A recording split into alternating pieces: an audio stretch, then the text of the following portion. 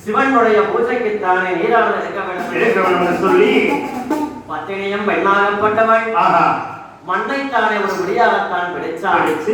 அந்த மண் பானையாகத்தானே மாறிவிட்டது. அப்படி இருக்க ஆற்றங்கரை மண்ணைத்தானே எடுத்து மண் பானையாக செய்தார்.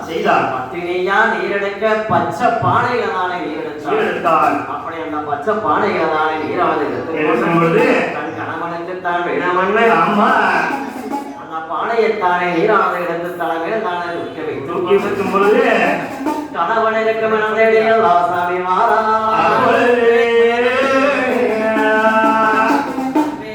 கரகத்தை நீரெடுத்து நீரெடுத்து கட்டாயி மாறாம்மா மாறாம்மா நீரெடுத்து நீரெடுத்து அந்த கட்டளை மாறாம்மா மாறாம்மா பத்தை நீரெடுத்து நீரெடுத்து குணமாயிடே மாறாம்மா மாறாமோ அந்த கும்பத்தில நீரெடுத்து நீரெடுத்து அந்த